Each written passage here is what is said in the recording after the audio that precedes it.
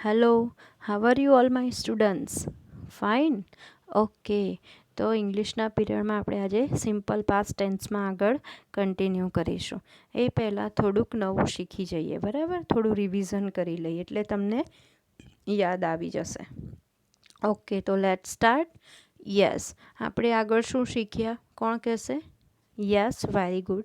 હકાર અને નકાર વાક્યની રચના શીખ્યા, અનિયમિત રૂપો શીખ્યા, કેટલાક નિયમો શીખી ગયા, ટેન્સનો મિનિંગ શીખી ગયા, બરાબર? આ બધું આપણે આગળ શીખી ગયા. ટેન્સ એટલે કાળ અને સમય, એના 3 પ્રકાર છે: વર્તમાન કાળ, ભૂતકાળ, ભવિષ્યકાળ. કેટલાક નિયમો, ઈડી લગાવવાનું, ઈ હોય તો ડી પ્રત્યય લગાવવાનો, બરાબર? એવા બધા નિયમો શીખી ગયા.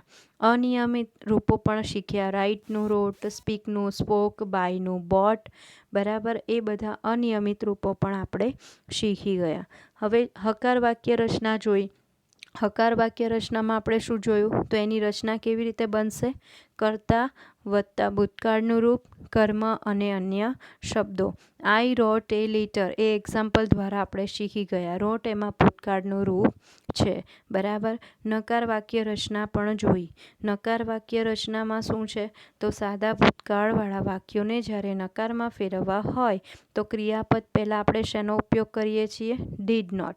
ડીડ નોટ પછી તરત શું મુકાય છે? ક્રિયાપદનું મૂળ રૂપ, બરાબર? અહીંયા ચેન્જ થાય. જ્યારે હકારમાં ક્રિયાપદનું ભૂતકાળનું રૂપ વપરાય. I, we, you, he, she, it અને ધે સાથે શેનો ઉપયોગ કરવામાં આવે છે? ડીડ નોટનો. I did not think, he did not think, બરાબર? એવી રીતે. હવે નકાર વાક્યની રચના પણ આપણે જોઈ હતી. કર્તા વત્તા ડીડ નોટ, ક્રિયાપદનું મૂળ રૂપ, કર્મ અને અન્ય શબ્દો. એમાં કેટલાક એક્ઝામ્પલ આપણે જોયા હતા. તો ધે સેંગ, બરાબર? ધે ડીડ નોટ સિંગ થઈ જશે. કેમ? તો અહીંયા ક્રિયાપદનું મૂળ રૂપ વપરાય છે. જ્યારે આપણે નકાર કરીએ ત્યારે ક્રિયાપદનું મૂળ રૂપ વપરાય છે, એટલે they did not sing. Did not પછી તરત જ ક્રિયાપદનું મૂળ રૂપ આવે. Riya and Siya visited the zoo. તો વિઝિટેડનું શું થઈ જશે? મૂળ રૂપ visit. Riya and Siya did not visit the zoo. Pupils made noise in the classroom. તો મેડનું શું થઈ જશે? મૂળ રૂપ મેક.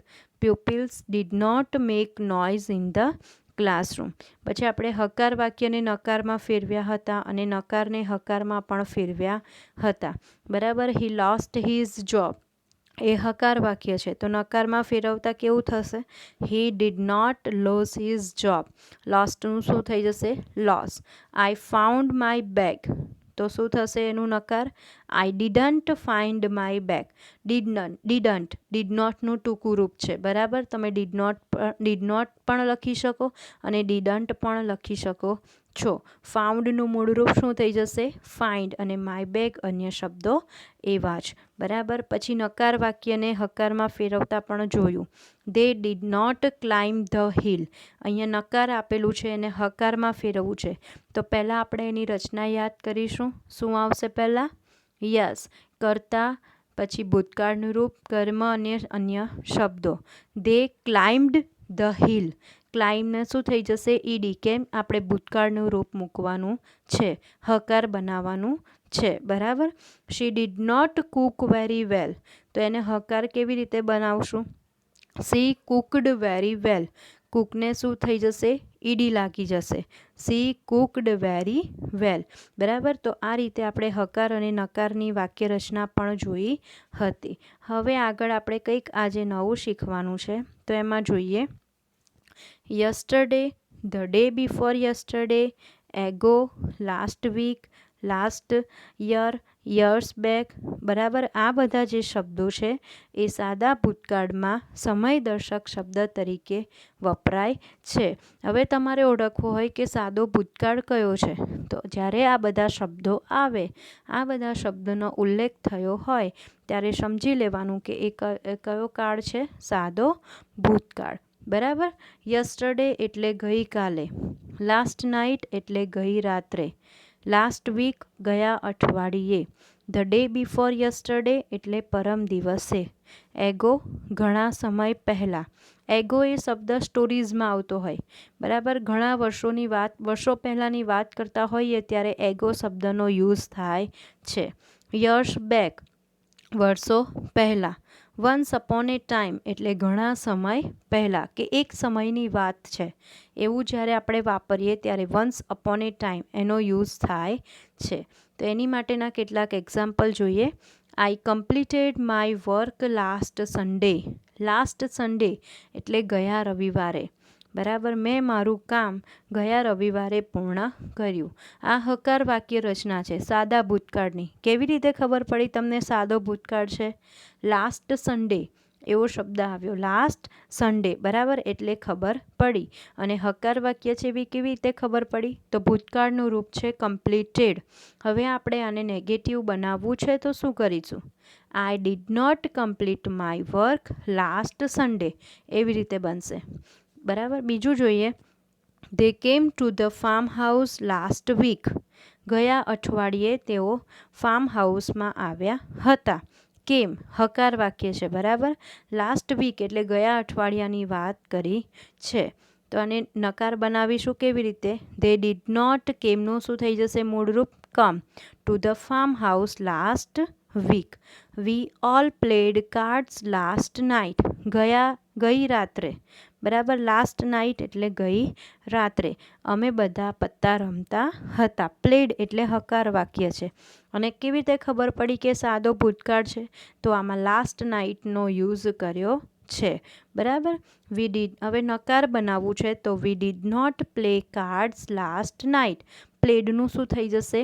પ્લે થઈ જશે, મૂળરૂપ આવી જશે, બરાબર. તો આ બધા જે શબ્દો આવે, yesterday, once upon a time, ago, last Sunday, last month, last week, એવું બધું જ્યારે આવે ત્યારે સમજી લેવાનું કે સાદો ભૂતકાળ છે. હવે આગળ જોઈએ. કેટલીક વખત એવી ક્રિયાઓ હોય કે જે ભૂતકાળમાં વારંવાર બનતી હોય તેને દર્શાવવા માટે પણ સાદા ભૂતકાળનો ઉપયોગ થાય છે, બરાબર. બીજી પણ એવી કેટલીક ક્રિયાઓ છે કે જે વારંવાર ના થતી હોય પરંતુ થોડા સમય માટે થતી હોય, બરાબર. તો એને દર્શાવવા માટે પણ શું વપરાય? સાદો ભૂતકાળ વપરાય છે.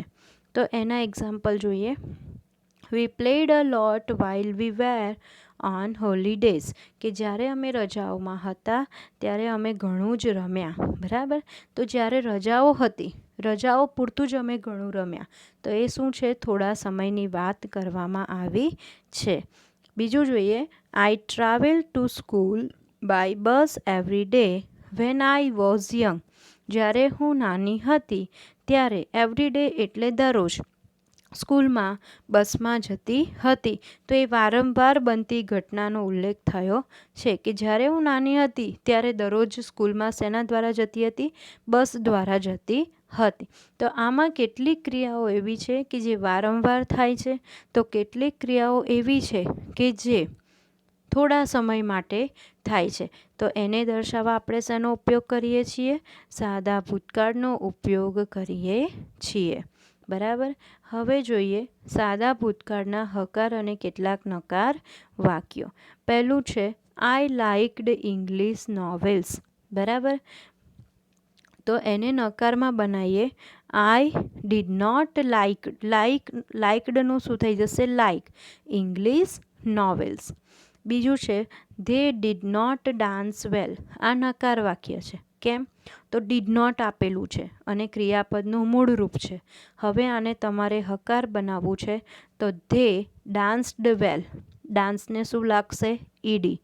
ત્રીજું જોઈએ. We slept in the afternoon yesterday, બરાબર. કે અમે ગઈકાલની બપોરે સૂઈ ગયા હતા. સ્લેપ્ટ એટલે સૂવું અને આફ્ટરનૂન એટલે બપોરે. જો અહીંયા શેનો ઉપયોગ થયો છે? યસ્ટરડે, બરાબર. એટલે તમને ખબર પડી કે આ સાદા ભૂતકાળનું વાક્ય છે. અને આફ્ટરનૂન એટલે બપોરે અને હકાર વાક્ય છે. કેમ? તો અહીંયા સ્લેપ્ટ એટલે ક્રિયાપદનું ભૂતકાળનું રૂપ છે, બરાબર. સ્લેપ્ટ એટલે ક્રિયાપદનું ભૂતકાળનું રૂપ વાપર્યું છે. હવે એને આપણે નકારમાં ફેરવવું હોય તો શું કરીશું? કરતા, પહેલાં એની વાક્ય રચના યાદ કરીએ. કરતા ડીડ નોટ ક્રિયાપદનું મૂળ રૂપ, કર્મ અને અન્ય શબ્દો. કર્તા કોણ છે? વી. પછી શું આવશે? Did not. ડીડ નોટ પછી આપણે તરત શું મૂકીશું? ક્રિયાપદનું મૂળ રૂપ. તો સ્લીપ. સ્લેપ્ટનું શું થઈ જશે? Sleep. In the afternoon yesterday. અન્ય શબ્દો એવા જ. બરાબર. પછીનું એક્ઝામ્પલ જોઈએ. Amita did not send email to his boss. કે અમિતાએ તેના બોસને ઈમેલ સેન્ડ કર્યો નહોતો. બરાબર. સેન્ડ એ ક્રિયાપદનું મૂળ રૂપ છે. કેમ? તો આ સાદા ભૂતકાળનું નકાર વાક્ય છે. ડીડ નોટ વાળું વાક્ય છે. હવે એને હકારમાં ફેરવવું હોય તો શું કરીએ? Amita sent email. Sent SENT થઈ જશે. ક્રિયાપદનું શું થઈ જશે? ભૂતકાળનું રૂપ આવશે. કેમ? તો આપણે એને હકાર બનાવવાનું છે. Amita sent email to his boss. બરાબર. પાંચમું જોઈએ. He went to school by bus. Went આવ્યું એટલે શું થશે? ક્રિયાપદનું ભૂતકાળનું રૂપ. હકારવાળું વાક્ય છે. હવે એને નકારમાં ફેરવવું છે તો હી ડીડ નોટ વેન્ટનું મૂળરૂપ શું થઈ જશે? કોણ કહેશે મને? Yes, go. Very good. He go to school by બસ.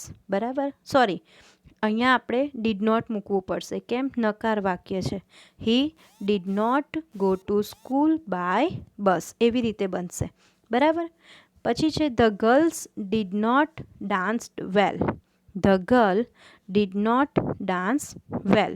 હવે આ કયું વાક્ય છે? આ નકાર વાક્ય છે. બરાબર.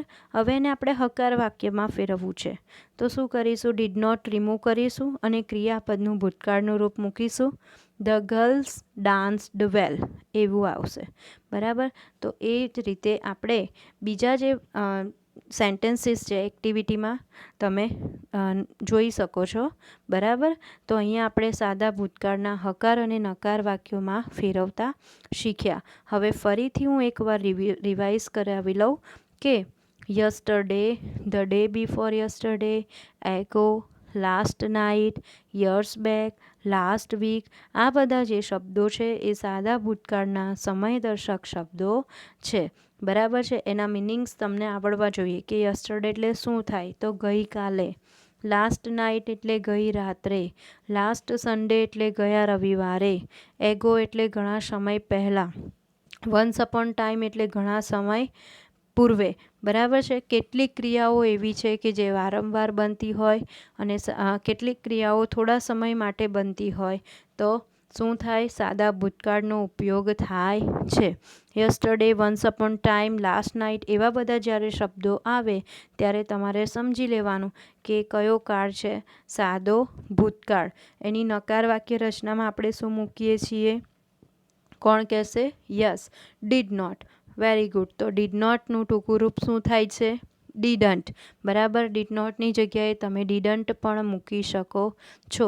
ડીડ નોટ પછી શું આવશે? ક્રિયાપદનું મૂળ રૂપ આવશે. બરાબર. એની રચના કેવી રીતે બનશે? કર્તા, ડીડ નોટ, ક્રિયાપદનું મૂળ રૂપ, કર્મ અને અન્ય શબ્દો આવશે. બરાબર. અહીંયા તમને નોટ પણ કર્યું હતું મેં કે એક્ઝામમાં કેટલાક ટ્વિસ્ટિંગ ક્વેશ્ચનો પણ આવે કે વાક્યમાં જે શબ્દની નીચે લીટી દોરેલી હોય તો કૌંસમાં આપેલા શબ્દોનો ત્યાં ઉપયોગ કરવાનો અને આપણે નકારમાં કે હકારમાં ફેરવવાનું. જેમ કે આઈ લાઇકડ ઇંગ્લિશ નોવેલ્સ. તો અહીંયા ઇંગ્લિશ નીચે લીટી દોરી છે. કૌંસમાં ગુજરાતી આપેલું છે. બરાબર. તો આપણે એને નકારમાં ફેરવવું છે તો શું થશે? આઈ ડીડ નોટ પછી ક્રિયાપદનું મૂળ રૂપ આવશે લાઇક. ગુજરાતી નોવેલ્સ. ઇંગ્લિશની જગ્યાએ આપણે શું વાપરીશું? ગુજરાતી. બરાબર છે. એવી રીતે આઈ લાઇકડ ઇંગ્લિશ નોવેલ્સ. હવે અહીંયા છે he went to school by bus. હીની જગ્યાએ હવે કૌંસમાં એવું આપેલું છે તૃષાર. હીની નીચે લીટી દોરેલી છે. બરાબર. તો હીની જગ્યાએ આપણે શું વાપરીશું? તૃષાર. તૃષાર ડીડ નોટ પછી શું હશે? ડીડ નોટ પછી ક્રિયાપદનું મૂળ રૂપ તો વેન્ટનું શું થઈ જશે? Go to school by bus. એવી રીતે પણ આવી શકે છે. એટલે તમારે ધ્યાન રાખવાનું. હકાર અને નકાર બનાવવાનું તમે ત્યારે શીખશો જ્યારે તમને અનિયમિત રૂપો ક્રિયાપદના મોઢે હશે. બરાબર. ત્યારે તમે એને ઇઝી બનાવી શકશો કે હકારમાંથી નકારમાં કેવી રીતે ફેરવવું અને નકારમાંથી હકારમાં કેવી રીતે ફેરવવું. બરાબર. નકારની પણ વાક્ય રચના યાદ રાખવી પડશે. કર્તા, ડીડ નોટ, ક્રિયાપદનું મૂળરૂપ, કર્મ અને અન્ય શબ્દો. હકારમાં શું આવશે? ક્રિયાપદનું ભૂતકાળનું રૂપ આવશે. કર્તા પછી તરત, પછી કર્મ અને અન્ય શબ્દો. આઈ રોટ એ લેટર. રોટ એ શું છે? ક્રિયાપદનું ભૂતકાળનું રૂપ. આઈ કર્તા છે ને લેટર કર્મ છે. બરાબર, એ જ એક્ઝામ્પલ આપણે શીખ્યા હતા. તો આવી રીતે હકાર અને નકારની વાક્ય રચના બનશે. નકારમાં ફરીથી કહી દઉં, ડીડ નોટનો જ ઉપયોગ થાય છે. ડીડ નોટ પછી ક્રિયાપદનું મૂળરૂપ વાપરવામાં આવે છે. બરાબર, મૂળરૂપ તમને ટોટનું ટીચ, કેમનું કમ, એ બધું આવડવું જોઈએ. આઈ ફાઉન્ડ માય બેગ, તો ફાઉન્ડનું શું થઈ જશે? મૂળરૂપ find. I didn't find my bag, એવી રીતે એનું નકાર વાક્ય બનશે. બરાબર, તો બધાને ખબર પડી? ફરી એકવાર કહી દઉં, yesterday, the day before, yesterday, last night, years back, આવા લાસ્ટ વીક, આવા બધા જ્યારે શબ્દો આવે ત્યારે સમજી લેવાનું કે સાદા ભૂતકાળનું વાક્ય છે. બરાબર, અને હકાર વાક્ય હોય તો એમાં શું હોય? ક્રિયાપદનું ભૂતકાળનું રૂપ. અને નકાર વાક્ય હોય તો શું હોય? ક્રિયાપદનું મૂળરૂપ હોય. એટલે તમને ખબર પડી જાય કે આ નકાર છે કે હકાર છે. અને લાસ્ટ સન્ડે, યસ્ટરડે એવા વાક્યો આવે તો સાદો ભૂતકાળ હોય.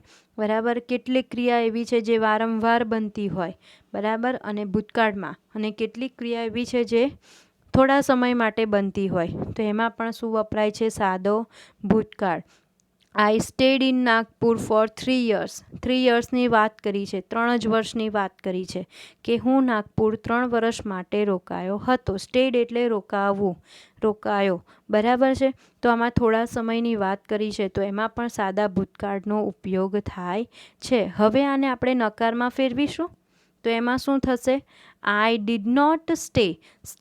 સ્ટેડનું શું થઈ જશે? Stay in Nagpur for 3 years. Did not મૂકીશું અને પછી તરત જ આપણે ક્રિયાપદનું મૂળરૂપ મૂકીશું.